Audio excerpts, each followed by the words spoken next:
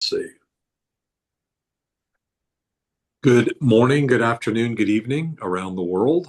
And here in San Francisco, my name is Doug Brunke. I'm the founder and CEO of Global Chamber.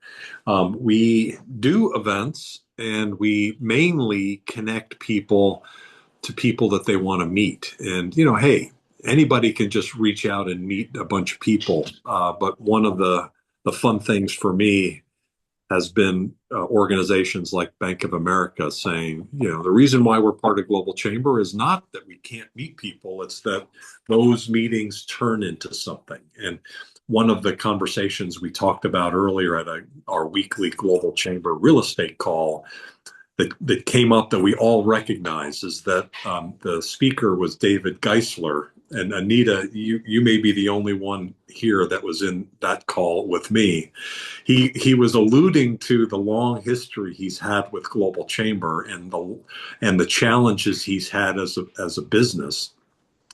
One of those challenges, by the way, was this business partner was a pedophile. Oh, And he found out about that later, and that created all sorts of problems in a series of. So there was the business challenges, and then the business challenges, and so he's been through the ringer. And there were a couple things that he mentioned that I think are appropriate for this conversation. Number one is in real estate, there's almost on any deal, there's something seems to always go wrong on the buyer side and on the seller side with almost every deal. Some of them make it so that the deal doesn't happen, but nonetheless, even when the deal happens, invariably stuff goes wrong, and that's business, right? And global business is is full of that. It requires flexibility and creativity and thinking ahead. And Anita, you talked about the sometimes the killer being the things that we don't know that might happen, and even through that, getting the right people and the resources so that most of that is avoided. And then as those things come up, working through them. So I thought that was very appropriate for David to be speaking about, given his deal was basically vertical farming in abandoned silos. That was the business model that he had, and vertical farming is a big deal. But he was only able to get so far in terms of the success of the business. Now he's an attorney that does mostly real estate in the Midwest, and he was telling us about that story. So that was one aspect that I think might be a good framing of this conversation. The second piece of it was the overall concept, besides of things going wrong, uh, the idea that maybe just kind of dwelling on that aspect of it, that when things go wrong, it's very important to have people all around you. Uh, but you also need to have that inner drive. And the one thing he said that kept him going was something that I had mentioned. Does anybody know the guy who wrote the book 3 Feet to Gold? Or was it Napoleon Hill? Is that the right reference? There was a book that was, you're digging away at whatever you're doing, and then you don't know it, but you're so close, and then you give up. And in his case, he didn't give up because of something that I said, or at least he felt that he kept going because of that reference to that book. I think 10 years ago I had read that book, and I mentioned that, hey, don't worry, even though the pedophile thing and all this and that, keep driving and keep going forward. And that kept him going, for better or for worse, for a number of years. And so I think all of us can relate to that. I know Dawson is in this room. He's had some amazing success, and undoubtedly a lot of that success has been because you've been able to drive through and kept at it. So congratulations on that. And I look forward to hearing from you and from hopefully all of you. The person I'd like to highlight and spotlight today is here, and his name is Shupto Mabub. One of the amazing things about Shupto is that he to me epitomizes that sensibility that number one, he has a goal and a vision and he's driving toward it. So the 3 feet to gold, he undoubtedly can relate to that. What is really an amazing part of Shupto is besides being just really smart, he's also someone that is a driver. He's constantly on the move. He's got a home in New York. Lives in Sacramento. He's got a business in both places where he's a fractional CFO. And more than that, he's able to help people get to the next level. He's very deeply involved in the M&A community. So he's part of ACG here in the Bay Area. He's very active on that side. He's an active networker. He's been quite a number of years now part of Global Chamber. He's been part of our advisory board here in San Francisco. And so when Jeff Olson had some changes on his side of things, he's been our board chair for the last year in 2025. But he had some changes where he needed to focus in on his business. We were looking for someone to lead us as a chapter, and that's Shupto. He's taking on the chapter role. I had the conversation with him and his wife, Renew, and they are both ultimately convinced that this is something not only that they feel very strongly about that they should do, but Shupto feels very strongly about Global Chamber. Not that I should put words in his mouth, and I don't intend to do that, but he's someone who is successful in his business.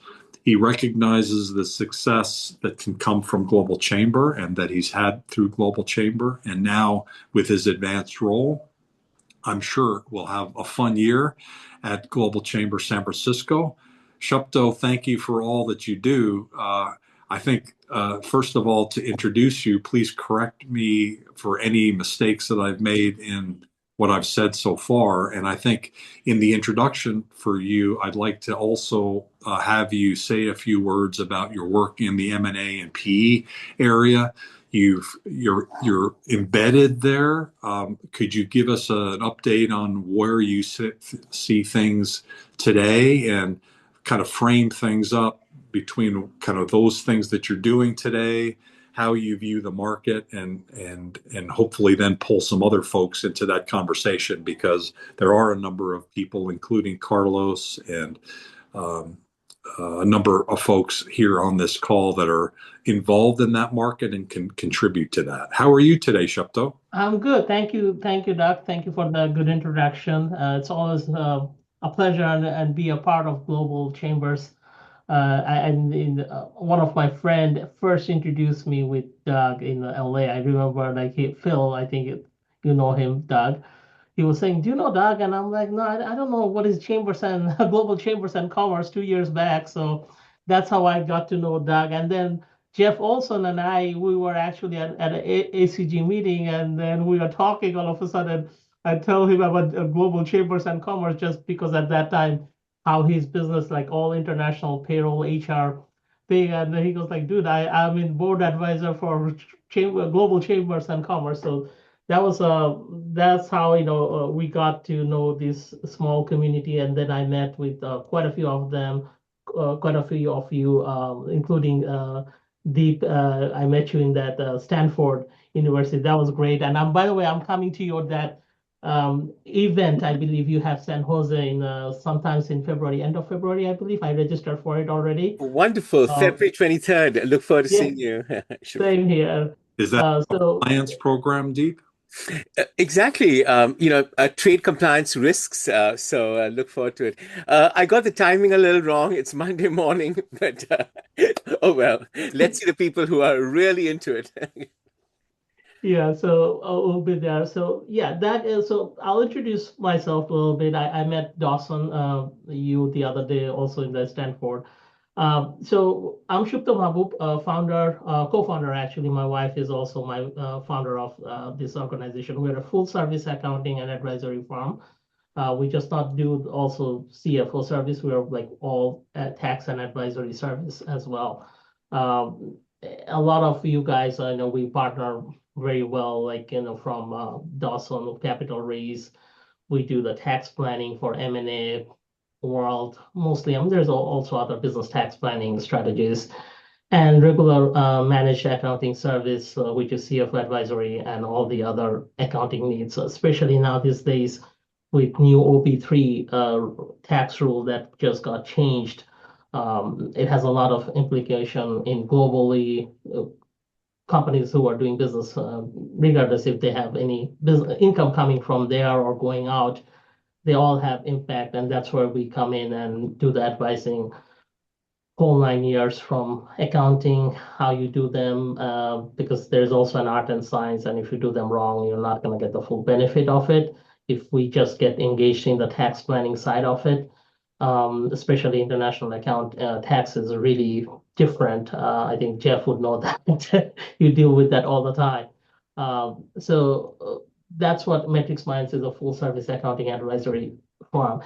In terms of M&A side, we're seeing a lot of activities. I mean, it's as strong as 2025. As soon as this new administration came in, I was actually in a ACG Silicon Valley last week, where you don't see the deals are down. Deals are up for all these AI, even though people are thinking of it's a bubble, price will drop. Not really. I mean, yeah, we had quite a few 2021 was a little, in terms of valuation, went crazy just because there was a lot of funny money. But I think they're recalibrating that piece, where, innovation is still there, deal makers are still there. It's just like, the founder has to be a little bit more concentrated mind and come into the play. So I think if something not exogenous happen, 2026 seems like it's gonna be one of the best year for M&A world, from life science to this technology piece, even real estate. I know Doug was talking about the real estate. It is a different industry anytime we touch it, for any type of taxing or any type of M&A world. It's just like a lot of nuance in there. To me, what I'm seeing is that it's really still strong. A lot of deal making process. Is especially those stimulus that in the tax piece that they have put incredibly a lot for R&D, real estate market, even energy too, even though they repeal quite a few stuff, but still there's uh, quite a few opportunity if you plan it properly. So the market seems to be very hot in a sense, like there's a lot of deal activity I'm seeing. I'm not seeing any concern from people unless something really exogenous thing happening here. So I'll pass it on to Doug. If, And Jeff Olson, who has been the board chair and has been part of, I think you've been a member, Jeff, in multiple organizations, and now you've created your own entity. You've been busy with this for the last probably what, 6 months at least. Yes, sir. You're deeply involved in this space as well. Could you maybe first introduce yourself and then also kind of give your perspectives of what's happening in the market? And before you do that, just kind of frame this up. We have here it is 12:15 Pacific time. Typically, what we'll do, this is a monthly conversation that we have. It's a meetup of the chapter of members of Global Chamber, including there's, I think, at least a couple folks here that are not members. So happy to have you here as well. The purpose of this is to be able to connect up with each other in other ways besides connecting up within Global Chamber through either the portal or through Globi or through other means, just so that we can share information if we have any needs that are out there, and just getting to know each other virtually. And we don't have to park anywhere; we can just park wherever we are. So, Jeff, where are you parked today? I'm in Campbell, California, and I've got about another 10, 15 minutes and I got to jump. But I want to say a couple things. First off, Jeffrey Olson, I recently established a practice called Global Guy International. We're here to partner with private equity and their portfolio companies to ensure exit readiness, which drills backwards into all kinds of things from a compliance and operations perspective. So, spent the last 6 months building that up. Shupto's been incredibly helpful as an advisor and a friend and a colleague as I've gone through this. We're in incredible hands with him because he's not only analytical, but he understands the market. And as Doug said, he's, you know, quite the social butterfly. Sorry, Suko, but it's true, you know. So he does get around, so to I speak. think you meant Renu. Yeah, what was that? I think you meant Renu. Social Oh, butterfly. oh yeah, whatever. I'm not even going to talk about that. That's no. But I've enjoyed working with the chamber for many, many years, and look forward to adding value. But yes, as far as the market is looking, there is a lot more activity. There's still some reticence out there with certain verticals, but that's what we're all here to solve and address. So I think there's a lot of opportunity for the people here in the chamber to add a lot of value in their various markets. That's pretty much what I have. So, Doug. Anything that we can do to help? No, I got to get this software platform finalized. I got 99% of it done. I have a meeting with a large institutional investor and private equity firm on Friday, so I've just been focused on that. So no, right now I'm good, but Doug, I'm not fragile or shy, so when I'm ready, I'll reach out. Um, so no, for now I'm doing quite nicely. Thank you.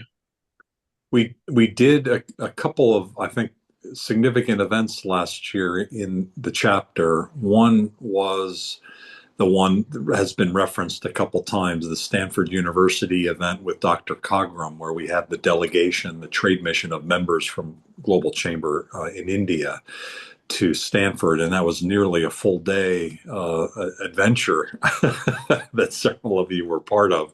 And it was, Dr. Cogram at his finest. He's a distinguished fellow at the Hoover Institute. These days, by the way, his wife has taken on she's the dean of the law school of RMIT in Melbourne, and so she has moved from Phoenix, where she's been the honorary consul for Australia, to Melbourne. And part of that is her own child is going through school, and she wanted her child to go through school in the school that she went to in Melbourne. And then she got this, the dean of the law school of RMIT. So Dr. Cogram, even though he's based now in Palo Alto and in Phoenix, he has a third leg of Melbourne, and he's been in Melbourne for most of this year already. It turns out in about 2.5 hours, our global board is meeting, of which he is the global chair for that. He is so global, iconic at every level, at the Secretary General of the United Nations, at Davos, with politicians and with business leaders around the world. He's really just an amazing guy. He had been the dean of Thunderbird School of Global Management for 8 years, and we're just really pleased and honored to have him as the head of our board at Global Chamber. And so we have our board chair meeting coming up. So it's one of those days. So thank you, Jeff, and thank you, Shupto, for being part of that event. The other event that I thought was pretty cool was the launch of Altos Bank. We've done a couple of those, and last year we did one that was the international community, and so I thought that was really good. I think I have a meeting either today or tomorrow with the president, Tom Verton, and we're talking about doing our next one there. So we know this year we're going to be doing probably something back at Stanford, probably something at Altos Bank again. And definitely, for those of you know, and Deep included, Zareen's in Palo Alto needs to be part of that. We haven't figured out how to do that for years. So we need to figure out to get back to Zareen's as a group, because for anybody that loves Indian food, other than India, I don't think I found a better Indian restaurant than the Palo Alto Zareen's. It's pretty amazing. What do you think, Deep? Other than your kitchen and India, Zareen's is number 3, right? Sure. Doug, it all starts with you coming down, and we'll organize a meeting at Zareen's. Outside Zareen's. It's got a beautiful parklet outside. It's amazing. I agree. Jeff, if there's nothing else that you've got, is there anything else that you would like to see this year based on your involvement so far, other than those elements? What else should we be thinking about this year for regional activities? I think alignment with other like-minded organizations is something we should talk about, either ACG or, other kind of maybe Protivity or people like that that actually kind of move in a global space and see if there's, you know, value there. I think the thing that we did with Stanford was amazing. We replicate that and do it not too often because then we'll wear out relationships. But I think doing that once a year is probably something worth doing. I think that's a large selling point for a lot of people being able to see. I mean, I had never been through the kind of VIP backyard tour of Stanford, and getting behind the scenes and seeing how things actually work was actually quite intriguing. So there's that. And then, no, that's pretty much what I have really. Shupto, is anything you want to add to that? No, I mean, I think that, and I was telling Doug like quite a few, a little bit more, like, I think if Altos Bank is another one, I think that's a new bank, so relaunching them Agreed. and a lot of commercial activity, business activity, that would be good. I know Dawson is an M&A a lot, so those type of activity, if we can replicate, like besides ACG, and the people who come, all the investment banker or PE firms, venture capitalists, that would be a great one. From my perspective, I think they already have global presence, and that would only help or really going to be helpful for all the existing company who are from outside or trying to go outside. And we have Deep is right there, all those tax situation, tariff situation, which is perfect. I think it would be great. Deep Sengupta was our first board chair for San Francisco, and those in those days we were just kind of ramping up and getting things going. Deep, could you introduce yourself, and then also, what would you like to see, and is there anything that we can do to help you?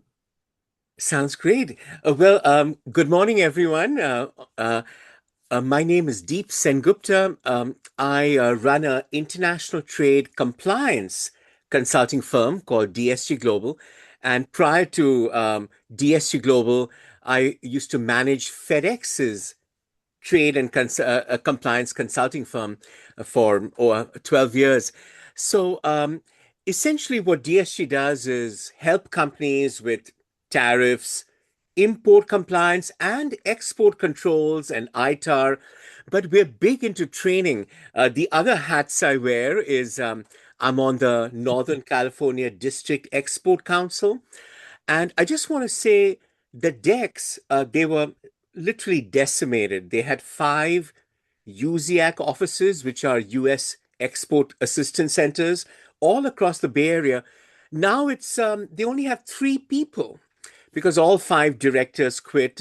But their focus going forward is going to be AI. They're going to be the AI office in charge of the commercial service. So, Shupto and Jeff, in addition to the areas you mentioned, AI is definitely a big area where we could leverage the Right. commercial service. They would love to support us. Sure. Uh, yeah, and I'm just going to post a web workshop I'm doing next to next Monday in San Jose. You are all very welcome to attend for free. I'll put in the promo code so it waives the $50. And, I'm co hosting, I'm doing my 3 hour session in the morning, but there's a AI driven technology partner, Clear Now, that's hosting the event in the afternoon. And they've automated this whole custom brokerage process with AI. So it would be great to see you all. And Shupto, happy to support in any way and all the best. Thank you. Thank you. Amazing. Thank you very much. We have about We have about 30 minutes left, and we have about 10 people that haven't spoken yet. So I suggest we maybe just do a quick going around the room and get a couple minutes from each of you. Most of you are members. I think let's go next to Jeff Darr, if you don't mind, because Jeff, like Deep started the Global Chamber San Francisco chapter as a board chair. Jeff Darr started from nothing and got the Los Angeles chapter at an amazing place so that he could hand it off to Dr. Sarita Jackson, who's the current board chair. And Jeff is not only an international attorney that works across 30 plus countries like actively, but he also has been a co-founder of the California International Arbitration Week, of which I think it's the fourth or fifth year coming up in March. It alternates, it has been, between LA and San Francisco. Last year was San Francisco, this year is LA. And I encourage anybody with doing international business to attend. Global Chamber is from the beginning a supporter of this, and we're huge supporters of Jeff Darr. Jeff, do you have a moment to say hi? Yeah, let me thank you, Doug. A quick hi, and also let me just speak briefly about the event also. So just for those who don't know me, a bunch of you do, I've been doing the international space around the world for close to 30 years now. So I deal with logistics, I deal with many disputes, and I also do international arbitrations. I also serve as an arbitrator in domestic international arbitrations and on various panels around the world, including in Asia and China. So Japan, China, for example. So I put my contact information if anyone's interested in connecting in the chat one. I also put in the chat early on a link to the website for California International Arbitration Week. For purposes of relevancy, it's in San Francisco this year, not Los Angeles. It's going to be March 9 to March 13. I'll briefly share with that because this website speaks for itself and why it should be of interest to people. And then, of course, I'm always here. It's not my first time visiting the San Francisco chapter of Global Chamber. And so, I consider California my home and have had offices in San Francisco in the past and have many clients in the Bay Area and in Northern California up north further than that in the international space. So real briefly, international arbitration. And as an aside, by the way, I also closely work with INA, which is, I know some of the group members here, which is the International Network of Accountants and Arbitrators. They're partners with an international law and accounting group that I've been involved with for almost 30 years, and I'm the only person from the Americas on their governing board for quite some time. So having said, and we're going to be doing a joint conference for the first time in Sofia in Bulgaria in May, by the way, which is open to the public. Reminder, Nico needs a walk. So I'm not sure what that was, but that's all right. So real quick, international arbitration. If you're going to do business between various people in one or more other countries or international business that is international, that would be something where, unlike going to court if there's ever a dispute, you have an international arbitration provision. There's a treaty since the 1950s that anywhere any one of us would ever do business with is a member. And what the significance is, people will know if you have international arbitration in your commercial transactions, whether it's export, import, investment, whatever it may be, there's a probability that if you have a dispute, the resulting award will be enforceable around the world because there's a treaty making it the same for everyone. Unlike judgments, which has zero treaties for our purposes and total unpredictability, meaning people are more likely to perform so you don't have disputes. So California International Arbitration Week takes place this year in San Francisco, the Omni Hotel, very, very low cost. Why you should register is to learn more. And you'll see that we have 22 panels. They're put on by the leading international organizations and tribunals in the space of international dispute resolution. So all over the world, we'll have speakers from all over the world, we'll have people coming in from all over the world to network with.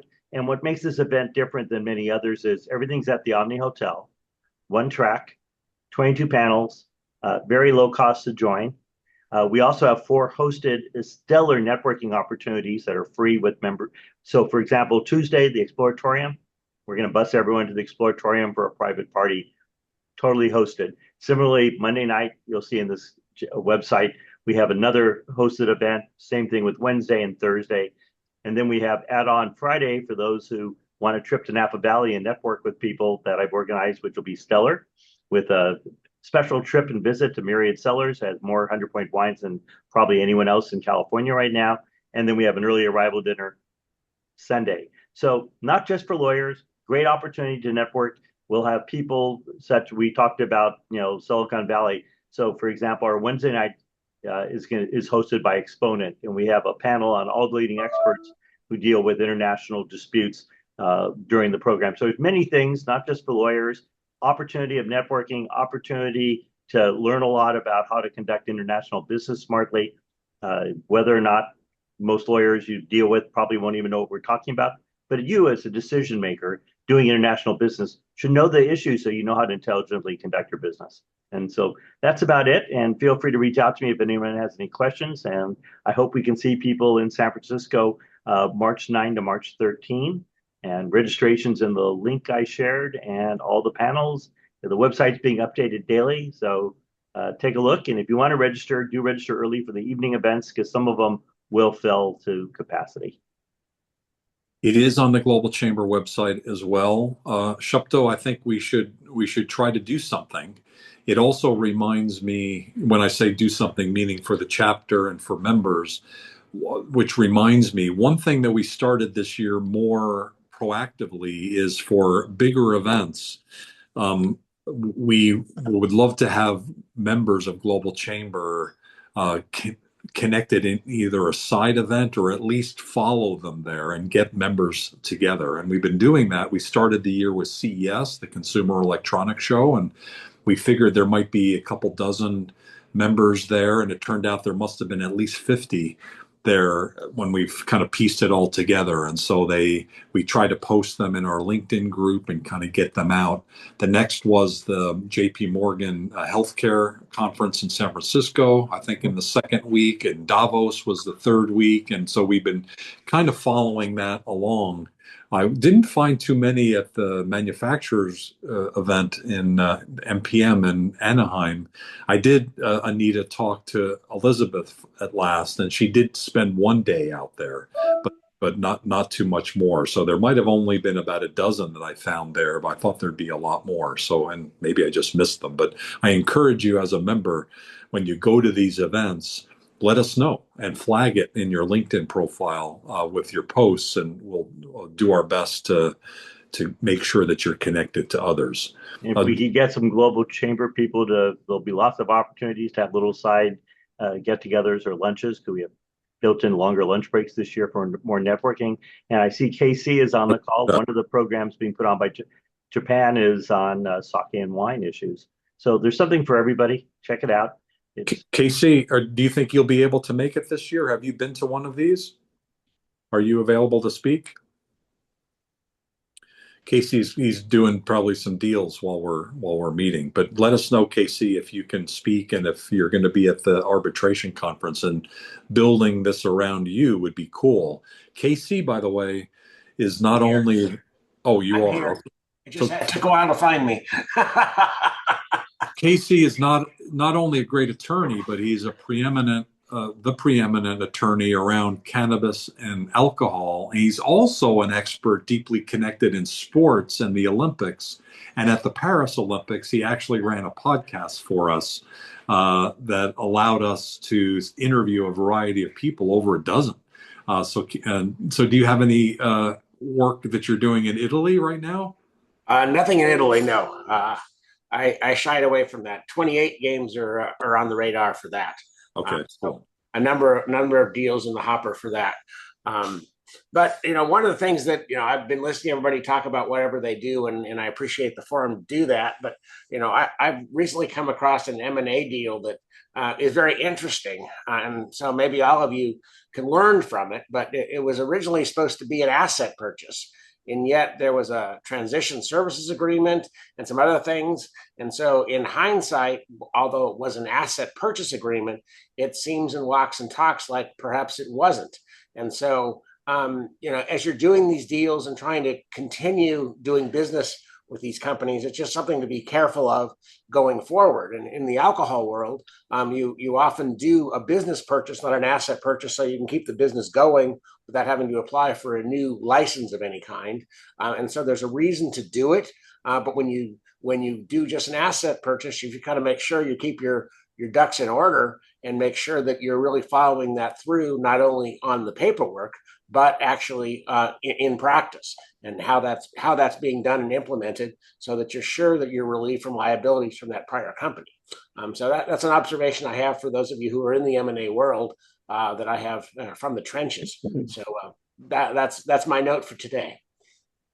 Fantastic. Thank you very much. Do you think you'll be able to make the arbitration week? Have you been part of that in the past? I have not. I'm not big in the arbitration world like Jeff is, and I appreciate him doing that. That's first I'd heard of the sake issue. We opened one sake manufacturer in Burbank, California last year, and sake is really interesting because it's characterized under some laws and regulations as a beer, and in other laws and regulations as a wine. So we have a conflicting set of regulations, and the regulators themselves don't understand that. So we find ourselves in an educator mode to the people who are supposed to be regulating us, which is always a fun situation. And it used to be under Standard Oil that they would defer to the agency ideas, and here we can't even defer to the agency because the agency doesn't know what it's doing. And actually, there's a lot of opportunities in California because the sake industry goes back in California almost 100 years ago. Most people aren't aware of that. And the Japan current laws dealing with sake are opening up lots of opportunities outside of Japan for sake producers and growers. I've dealt with a number of their issues on the insurance side over the years, going back a long time ago. Yeah, it's a lot of opportunities, I think, in California for us. Yeah, in terms of even applying for what kind of license, because some sake manufacturers have what's called an O2 wine grower's license, and other manufacturers have a beer license, and others simply have a service license. So it's really even the regulators have to stop and look and think. And of course, in the regulatory world, you're only as good as their last gig, and sake so few and far between that there's no agency culture in terms of them, because they only come across their desk every few years. So the person who dealt with it last year or the year before isn't even there any longer, or isn't in the position to be of help. Let's keep going around the room. The next person I'd like to introduce is Adam Klooster, who also, sort of like Jeff Olson, has been a key leader in international for a number of years with a number of organizations. He's now with Zedra Group. He's been a member, and now Zedra Group is a sponsor of Global Chamber. The first element of that was a Beyond Borders conversation we had between Australia, the US, and France. And in March, we have a next event in person in Australia being planned for that in Sydney. It goes back a little bit to now, not only do we have a strong person in Sydney, in Kaoru Nishinakagawa, but we also now in Melbourne have a gentleman who's starting, along with Dr. Cogram, who's spending more and more time in Melbourne. We also have Jason Ball in the Gold Coast in Brisbane. So we've got a really cool team that's in Australia, three key pillars. And so, Adam, thank you for sponsoring, and thank you for your support. What's going on in your world, and is there anything that we've been speaking about that you'd either like to build on or open up another topic? Yeah, no, thanks, Doug. Good to be back a part of this. No, I think the event we did where we're talking about, how to do business in the US, what the market looks like in Australia as well as France with Eddie and the other folks and Tom who were speaking was pretty good in terms of, the information that was out there. In terms of what the market looks like right now from, I support US companies expanding outbound to, 80 plus countries across the globe, as well as foreign companies coming into the US and how to kind of navigate the US landscape from a foreign perspective, whether that be Asia, Europe, Australia, and even the LATAM region. It's really interesting to see, what people are worried about and what they're not. and kind of the eye-opening experiences of what's actually required to get your business on the ground and running in a compliant fashion, right? But in terms of kind of events, Jeff, yours sounds pretty interesting. We work with a lot of international lawyers and law firms in my business, so I might if I can make it, I'd love to attend that. Additionally, there is an event I'm attending next week through Airwallex that has an AI aspect to it, but they're quite international as well. So happy to send that invite out. I'm not hosting it, but could be interesting for everyone here. Depending on your business and who you're looking for to jump into that as well. That's in San Francisco. One other thing is our new head of go-to-market will be in town from Luxembourg in 2 weeks, so it'd be great to meet some of you in person if available while she's here. She can talk about the business at a high level and really get some partnership stuff moving. But great to meet everybody who I haven't met already today. And sent all my information in the chat. It'd be great to connect. Amazing, great. What are the dates for that one? So the event is next Thursday, the 19th, and then my our head of go-to-market will be here on the 25th through the 27th of February. So we'll be running around South Bay, San Francisco, East Bay as well. But happy to get some meetings on the calendar for whatever works for everybody. Sounds great. Let's keep going around. Dawson, are you just sitting on a beach somewhere? Oh, you're on mute. Sorry, the screen's bright, so I can't tell what's You, on and what's off. Can your you hear me? background, yeah, absolutely. Your background in fintech is just really off the charts. So congratulations on what you've been able to accomplish. Thank you, Great, and great. thank you very much. I tend to in the wintertime I tend to go tropical, and in the summertime I tend to go a little chillier. Um, anyway, and thanks very much, Doug, for including me. What's going on? And in terms of our space, coming up. Um, of course, for those unfamiliar with us, we're a specialized insurance agency. We do credit insurance. So that's the foreign credit insurance as well as domestic credit insurance. Um, we have started building and hope to roll out um, more publicly this year an online marketplace, probably the first of its kind, where companies can come and basically buy credit. It's just simply really sort of offering directly to companies and businesses what we were already doing when I was running these businesses inside Wells Fargo and to some degree inside Citibank. It just makes it a little bit easier. And we hope that it actually also encourages the market participants, in this case, people like AIGs, or to write longer. And Jeff, actually, I appreciated your presentation because you're, as you're well aware, part of what a number of the companies who um, the vendors who our clients work with offer arbitration award, coverage, which is simply you win the arbitration and the guy hadn't paid you. So I'm looking at your dates and then hope to be in town for that. What's coming up for us, and I can certainly put a link in it, is I know that Eurofinance is having their annual event here in San Francisco. It's largely going to be related to supply chain financing. And depending on where companies are in the M&A portfolio, that may or may not be of interest to them. Generally speaking, our experience with M&A and portfolio companies is that, investors are always looking to get their money out of the transaction sooner rather than later. And sometimes the getting a lender in, whether it's Altos or someone else, helps with that process. Right.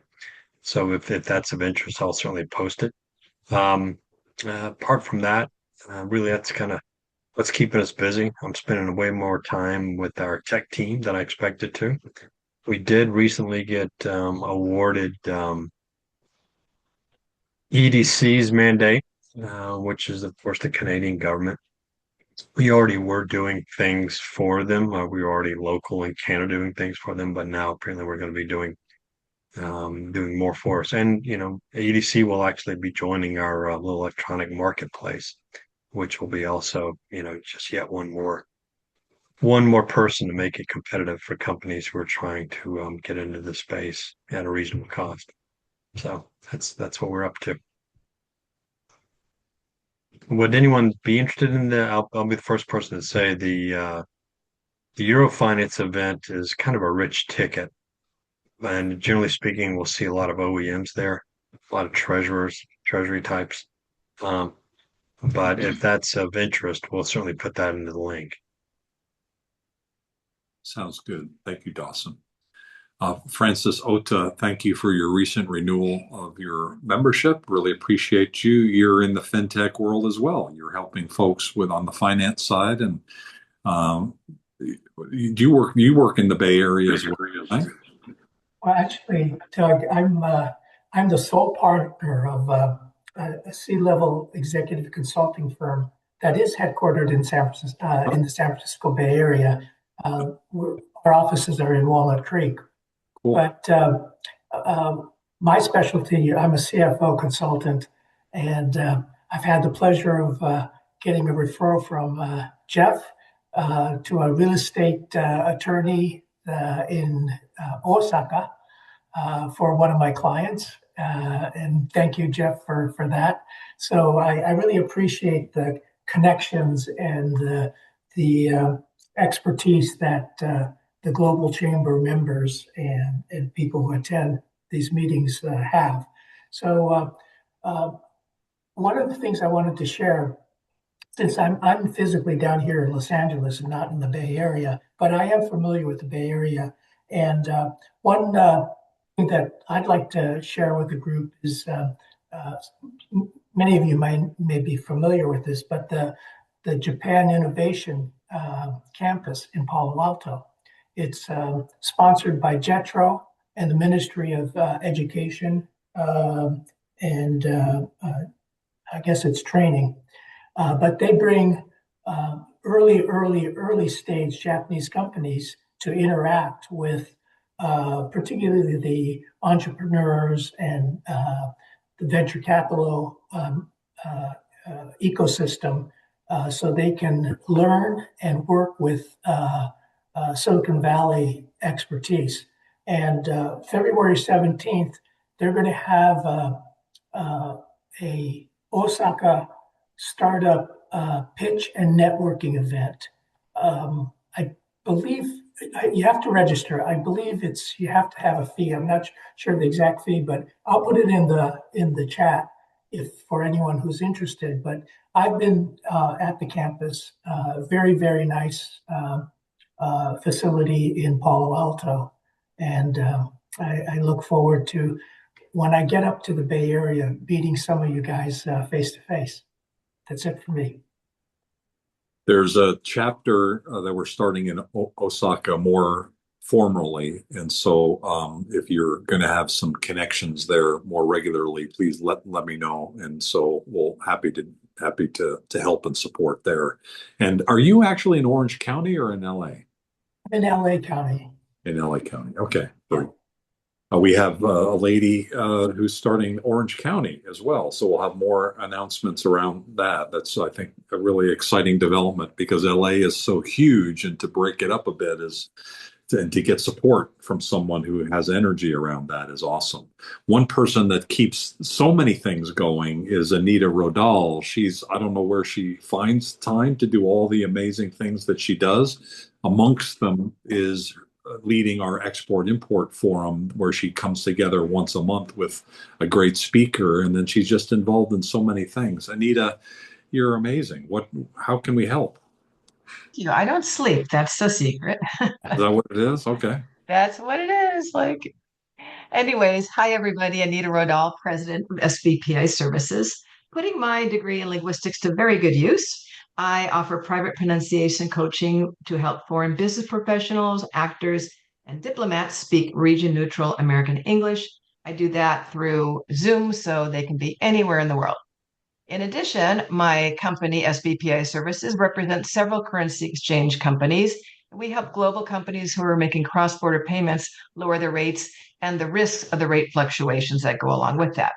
Within the US, we also broker business loans and equipment finance. Business loans can include SBA, merchant cash advances, bridge loans, term loans, you name it.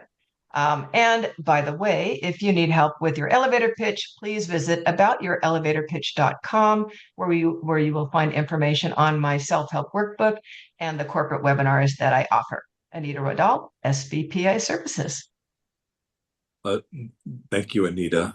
David Hyun is here, and he, with his father, were instrumental key leaders to get the Japanese Village Plaza built. And we had a recent event there. And if you haven't been there in downtown LA with Little Tokyo, you need to go. It's extraordinary. And David is extraordinary. David, how are you? Would you like to do a quick introduction? Good afternoon, everybody. Can you hear me? We can. Okay. I got introduced to Global Chamber by going to a CCIM Vancouver forum on October 5th, and I happened to be asked by Ellen Sue, CCIM, to be a sponsor of the Global Chamber event in the morning of October 5th. And I'm a strong supporter of leadership. I'm a strong supporter of people that I believe and trust in. So I agreed to be a sponsor. And in that opportunity, I was given the opportunity to speak for about 5 minutes to introduce myself. Well, I took the topic of how the story of Japanese Village Plaza in Little Tokyo unfolded from being a very challenging opportunity to becoming a successful story, both architecturally, from a marketing point of view, and financially. I'm a licensed architect in the state of California. I'm educated at USC School of Architecture with a master's from MIT. And after going into the real world, I was met with some contractors, and they humorously told me that I was an idiot. And I said, I beg your pardon? How can you call an MIT graduate an idiot? He said, well, by the way, David, do you know how to design a project to a budget? I said, no, I don't know how to do that. Do you know how to design a project to a development construction schedule? No, I don't know how to do that. Said, ergo, David, you're an idiot because 90% of all your architectural drawings end up in the trash can. We cannot afford to build them. And I am a student of the famous architect Frank Lloyd Wright. He said, form follows function.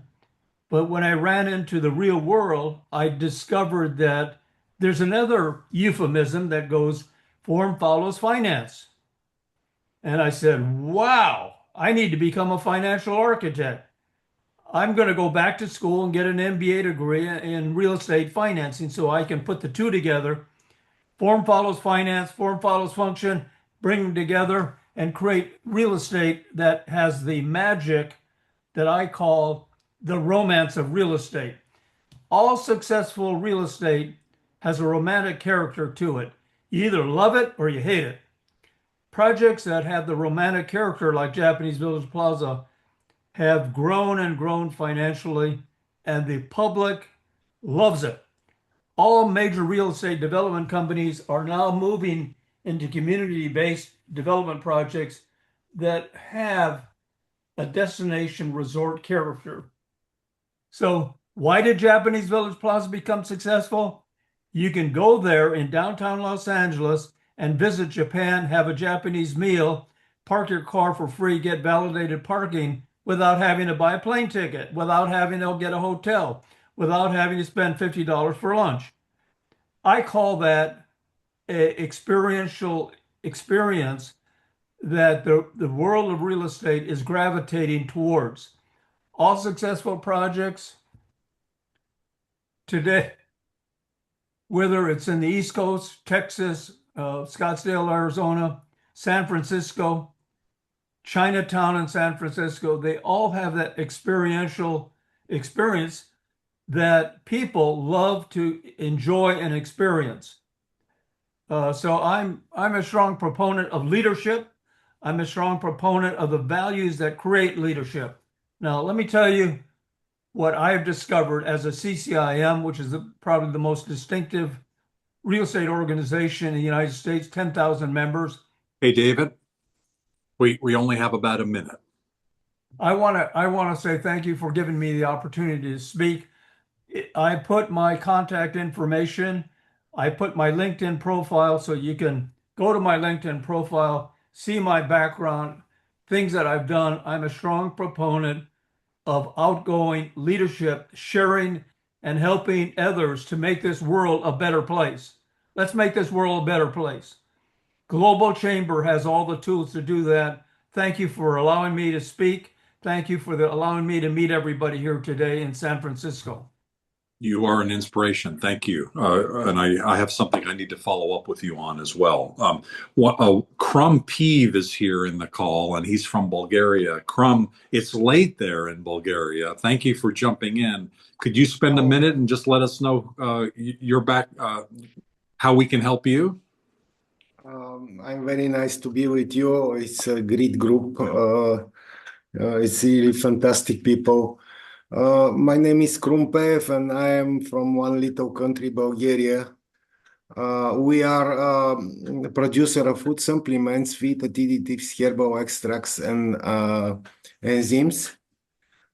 We produce in completely closed production circles. We have the factory for herbal extracts. We have the factory for analysis laboratory and factory for food supplements. So we produce very healthy and activity food supplements from wild herbs for sports, for fitness, and for people over 40. We are looking for wholesalers, fitness wholesalers, sports teams, wholesalers, healthy health shops, wholesalers.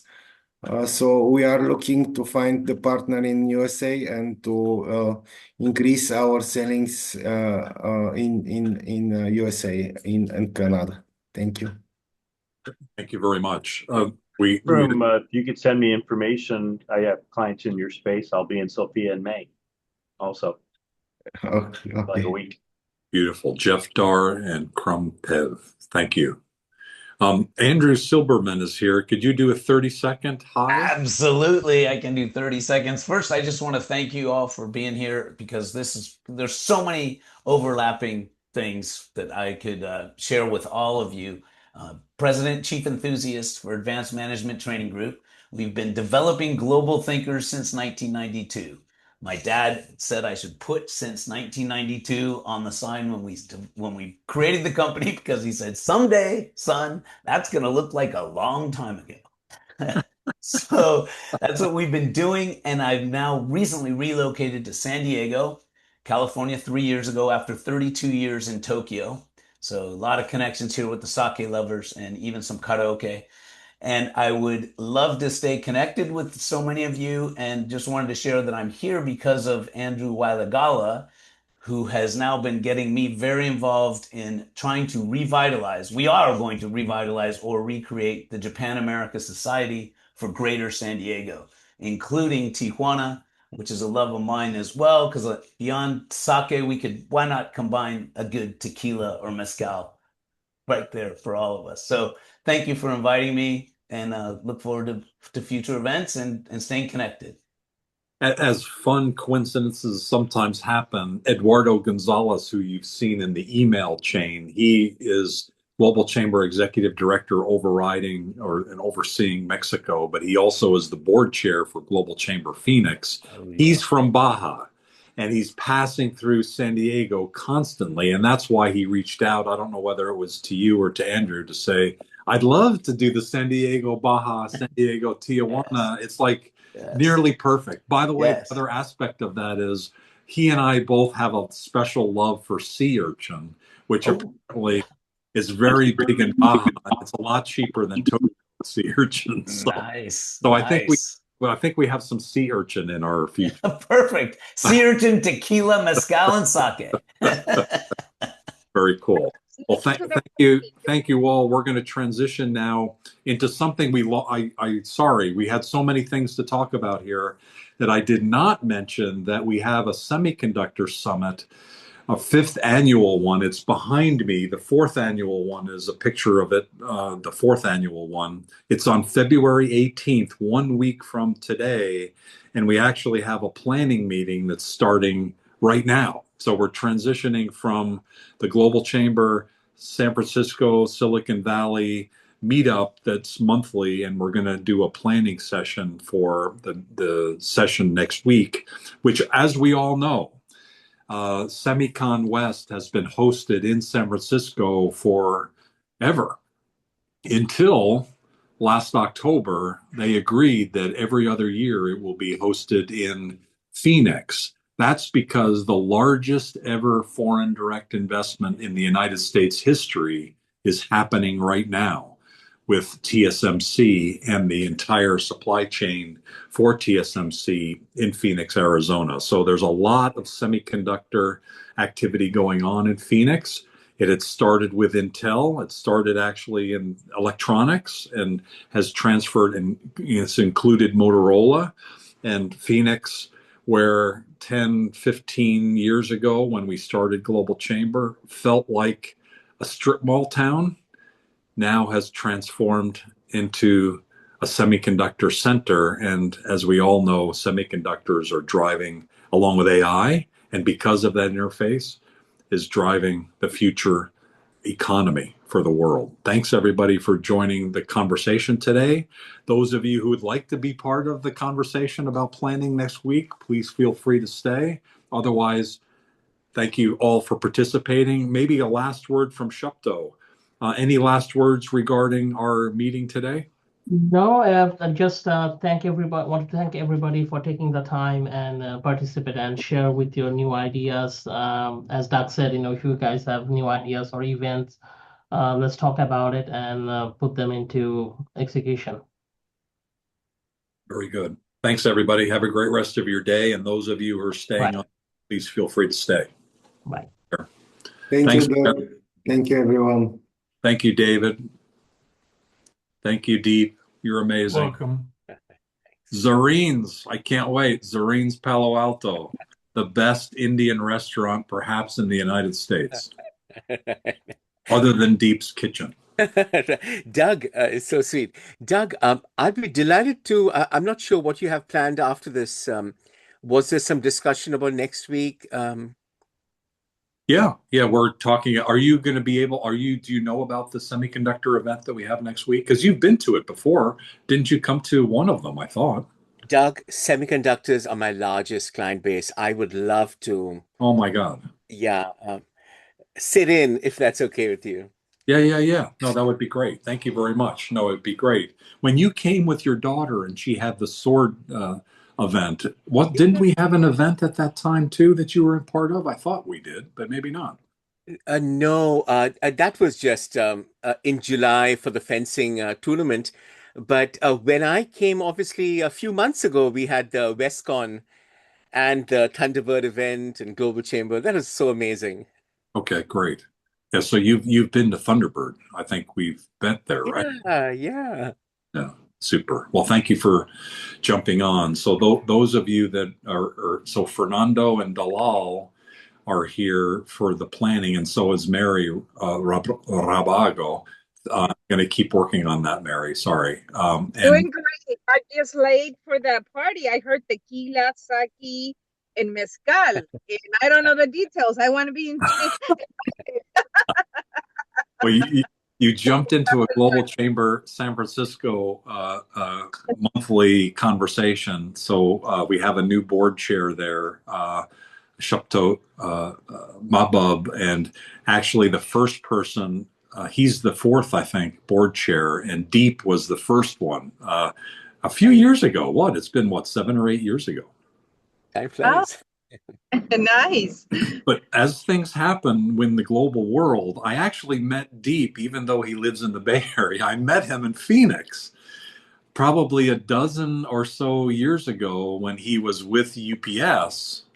Oh, wow. He was running business services, and there was an OWIT meeting, and he was being the presenter on trade and compliance. And so we met and developed a friendship over time. And he joined Global Chamber when we started 10 years or so ago, and then he became the board chair. So he has very strong ties to Phoenix, even though he's in the Bay Area. He also, by the way, is an award winner for the E Award. And so that's the U.S. government's export award because of his long, great service at UPS and now his own company in compliance. He works with the U.S. government in the commercial service, and you're part of the deck, right? And That's right. Thanks, Doug, for your kind words. so you're in, and Well, I'm on. I miss the Bay Area a lot. I used to go there a lot when I was in Fresno, working for Univision, but beautiful. I miss Pier 41, that's for sure. Oh, lovely. Amazing. So let's shift over to the planning, and I see Dalal. I don't see Bon, and I think Fernando was here for a bit, but I don't What see him. about Eduardo? Is he going to be part of it or no? I'm sorry? Is Eduardo going to be part of the meeting too or no? I was hoping so. I think I'm trying to think of, we set this one up because we were going to talk, I think, at the next level for some planning, like for the agenda and for some of the things that Dalal had brought up regarding, are we setting, what are some of the things that we need to do on the ground? And so, Dalal, are you available to say hi? And maybe let's turn it over to your thought process, because Dalal Abdani, how do you pronounce your last name? Yeah, Abduni. Abduni.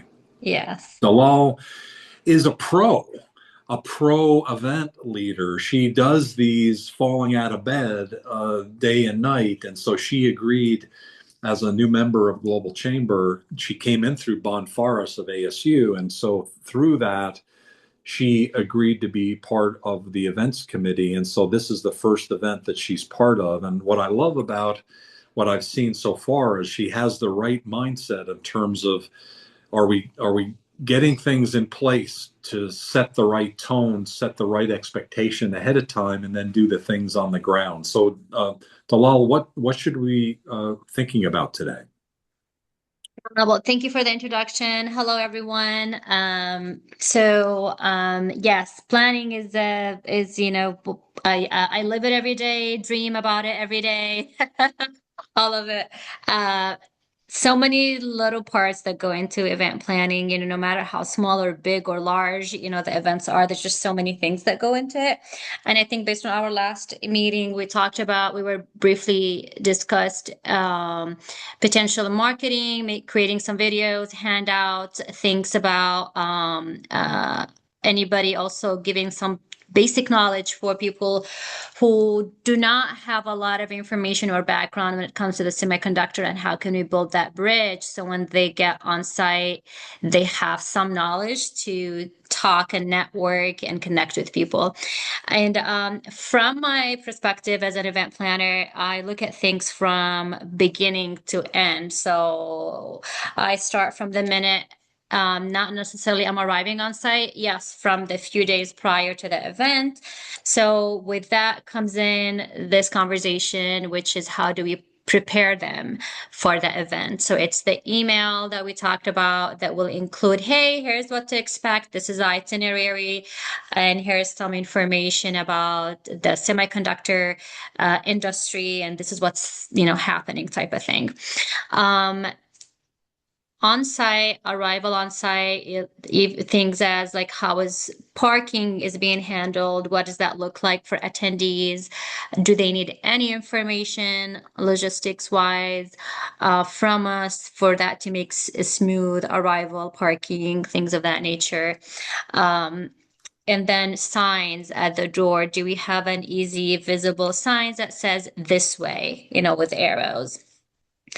So if there is a parking and the parking is a little bit of a distance from the area, do we have signs along the way that directs them to keep moving towards the right door, the right entry. So I start with that, going to check in when they get there. Who's greeting everyone? Are they being handed? Are we giving them lanyards? I'm assuming that's a yes, I think. It hasn't been organized yet, but that sounds like a good idea. Okay, let me write it down. Well, this is being recorded, right? So Yes. that's good. All right. I'm still here, Alma. Nice to meet you. I have some thoughts for you too, or some questions. For Alma. Oh, so Dalal is speaking now, and are you talking about Alma Fuentes? Oh no, Dala. I'm sorry. I just couldn't. All I good. can't read. Okay. No worries. Sorry, Dala. No worries. I love questions. And yeah, and like feel free to stop me at any minute. If there's something, I might miss something, or if you want clarifications on that. So yeah, parking, we check in, who is the person that will be dedicated for greeting people coming in, checking their name off of the paper, handing them whether we have a kit for them or just the lanyard. And like lanyards, if we don't have it, it's easy. Something on Amazon with laminated papers with their names. It could be that simple to put together. And then from there, once they enter the space, is there any type of A-frames or any signs? I think there was a mention last time that they're going to be around the area where the event is, talking about the semiconductor. It could be just like updates or something like, did you know? And like something under it, like facts about the semiconductor, or like some new updates that's just new to the industry that maybe not everyone knows about. So if that's something, we'll work on identifying who will be the one to make those printouts and set them up on the day of the event. So from that's all. We haven't started. There's no speakers yet. We haven't gone that far. Now, Doug, with the event space, I'm assuming there is. Is there a built-in stage there already? There's a podium. Yeah. Podium. Okay. So that's built in already within the structure. So we don't have to worry about sound system or any of that. Correct. We do need to kind of think about the layout and things like that. So, and then I'm happy to go over that with you based on what we've done before and how we might modify it going forward. Okay. That would be good for the layout. And even if you want strategically to have, do we assign seats to attendees? We don't. Is that a good thing, or how do you feel about it?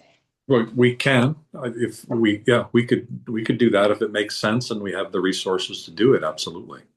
Well, one thing about assigning seats that's nice is you can put people next to each other who need to meet each other. That's an old that's an old trick of ours. It forces people to have introductions, or sometimes people pay for that. To want to sit next to so and so because that person is a good person. So it can be a revenue source, one, or two, super helpful to certain people. I need to get to know this guy, but I don't want to be awkward and sit down with him after lunch and try to chat with him. If I can sit right next to him, that gives me a really nice opportunity. I have a question about marketing and video for that. Since you mentioned that whenever you're ready, you let me know, please. Okay. All righty. It's Mary. You got it. Yes, I agree. I missed, I'm not sure who was it that spoke about the seats, but that's basically, yes, Casey. It's a strategic way of connecting certain people. Absolutely. By placing them in a close proximity, and that could be a revenue stream. Yes. So layout.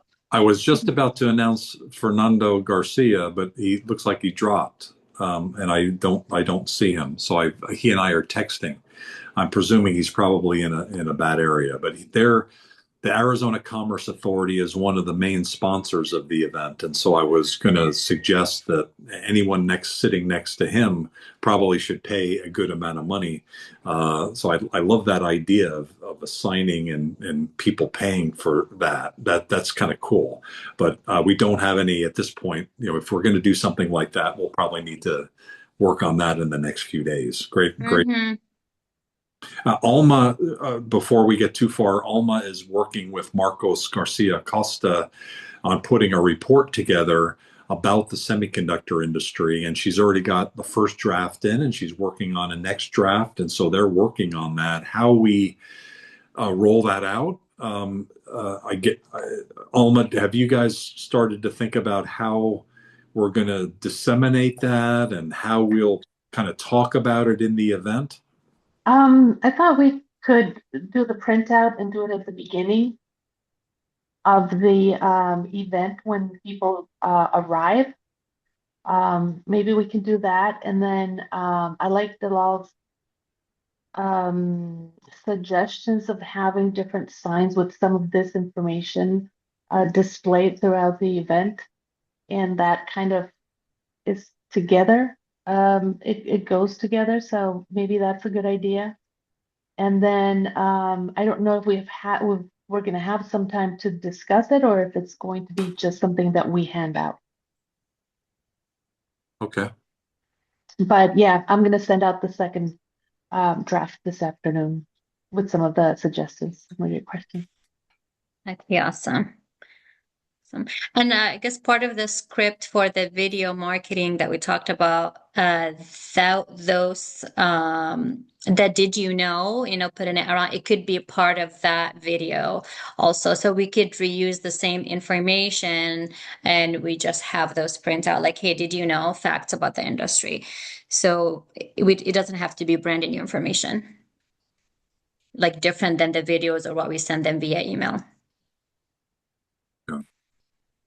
Yeah, that would be really cool. That would be awesome. Like if we did, I mean, what we found, we just did an event in Toronto, and prior to that, we just did a test where 2 or 3 straight days, it was 3 straight days, we had a video put together, and then we posted it.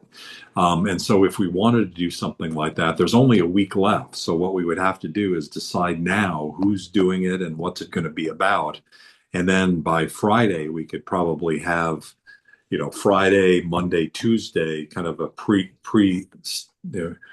every day do some sort of a topic. So if there's something like that you guys have energy on, we can do the technical piece of it. So we just would need somebody, one of you or somebody else, that we know that would be willing to do it, just to do a 30-second video, and then we can do it technically to process it, get it up into LinkedIn.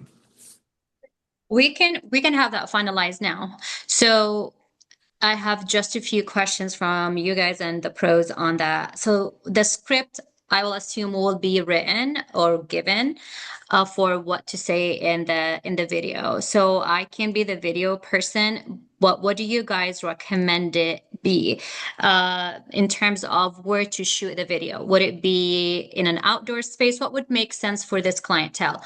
Would it be in an outdoor space, walking in a work building facility? Would it be just maybe plain white background?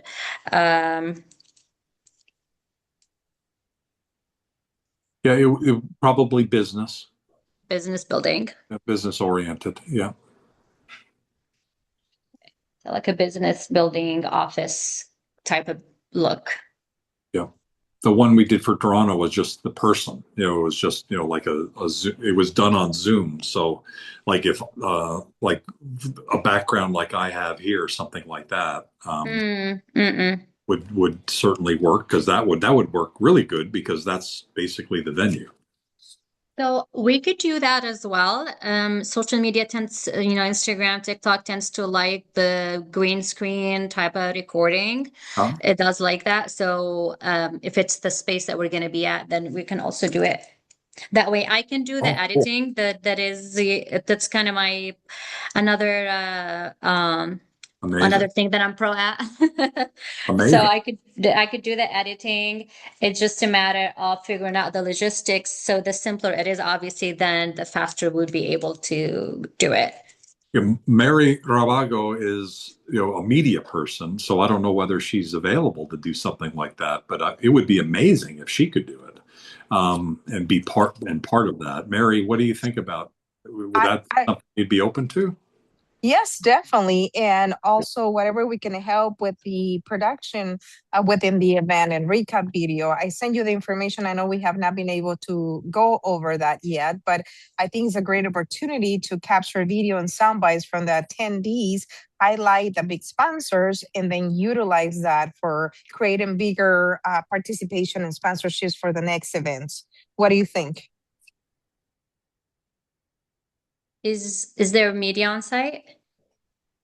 I own a marketing agency. So usually we capture some video, sound bites, everything, or the recap video. We send it out to the media outlets with press releases. We invite them. So that's one of the objectives I have for this year: be able to help the chamber to have more presence within the media, but also with the marketing items. So. Yeah, that would be exciting. And even what's the capacity the day of having a section set up on for like the side to do like 4-minute interviews, for example, like quick interviews with some of the speakers. Do you think there's a capacity and space for that?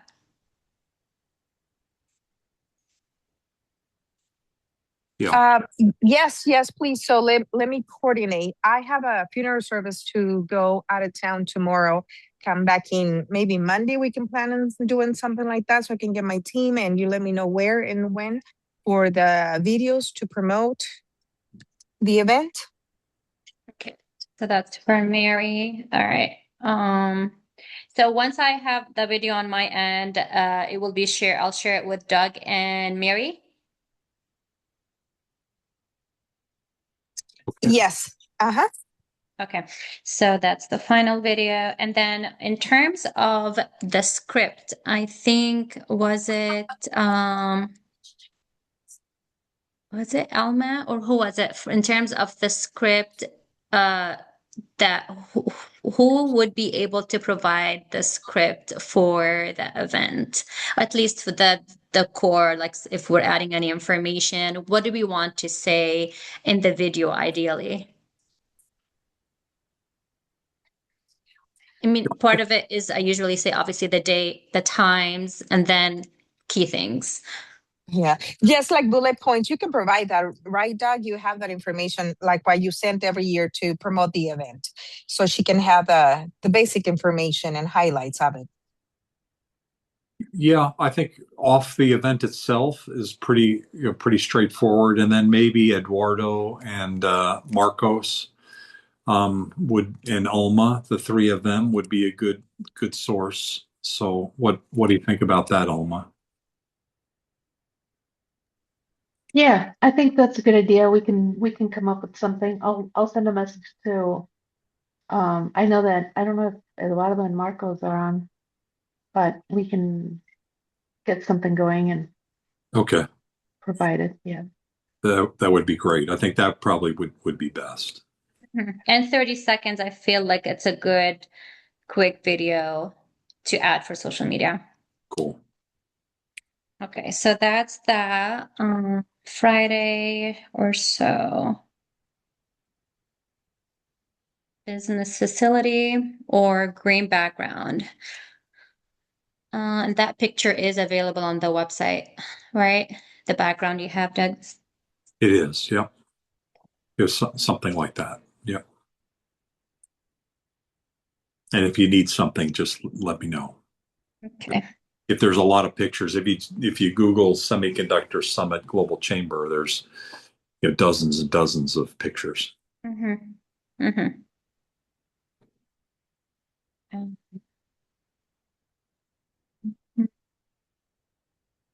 With that, I'm in touch with Fernando Gonzalez, and so we'll talk about um, the agenda, and so kind of separately. And so if you guys could work on that piece of it, then our team can be reactive. I'll let them know that they've got some things coming up, and any suggestions from you guys in terms of how best to get it out and how to get the impact. And Doug, I'm back on. I'm here, so we can discuss. Oh, can you hear me? Okay. Hey, Fernando, how are you? Good. Yeah, we've got to wrap up because I've got to run to another meeting in about three minutes. Although actually, I could leave this open because mine is on a Microsoft platform, my next meeting. So I can just leave this meeting open and you guys can finish the conversation. But we were talking about a little bit agenda and a little bit of marketing and some of the like doing a video. Would you be open to doing a video like on a green screen and being part of the marketing promotion for this? Yeah, that works. Okay. So Dalal, that's Fernando from Happy the to do so. ACA. I think that would go a long way in getting the message out if he did a 30-second one. Okay, so that's with Fernando Yeah. in 30 seconds. All right. Because he's going to be he's leading the global piece of this conversation. And so that's a key component of it. And so mentioning that is going to be key. Okay. Perfect. Yeah. I'm going to have to drop off, but Dalal, can I leave this in your good hands? Yes, absolutely. Okay. So what I'll do is, do you have, let's see. Oh, is it only just the four of us? What happened to Right now, yes, maybe they dropped out. I'm not sure. Oh, it's three of us, me, you, and Fernando. Okay. So I'll let you kind of take it from here, but maybe coordination of that. Where would you do something like that? If we're just doing the background screen, that could be anywhere. But if we're doing it, which I think we should test out both and just pick which one turns out to be more effective. If we're doing it at a building, I mean, we can pick ASU building, or where the event is going to be. So it's kind of, business building. It's, similar. It's the space that the event's going to be at. Okay. Or where is your office, Fernando? It's right there, isn't it? On 7th Street or 7th Avenue? Yeah, it's on 7th. I am about to hit the road. I'm in Tucson for the next 2 days. So it'll have to be virtual then. Yeah, virtual works. Yeah. And Doug, is there a Q&A? I know you have to head out. Is there a Q&A as part of the as part of any of the speeches?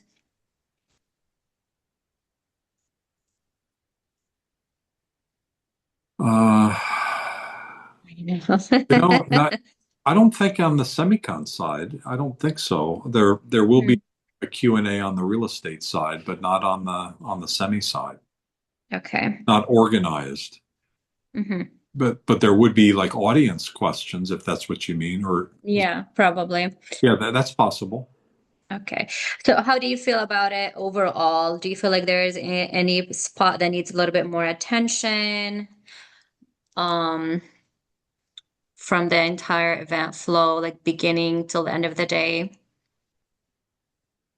I think it needs to be reiterated, meaning like and laid out. So I've got it laid out on pieces of paper. So I'll send it to you guys, and then let's in the next couple days. So Fernando, you're in Tucson. Are you working? I presume you're working, right? It's not. Yeah, it's for work. Yeah. Okay. So we'll be in touch, and so I'll let Dalal on the marketing piece side, and then I'll circle back on the event piece of it. Just make sure you're comfortable and that we're doing the right things as far as the agenda. Okay. Okay. Sounds good. Okay. Drive carefully. Thanks. Okay. See ya. Thanks, Dalal. You're welcome. Bye-bye. Bye.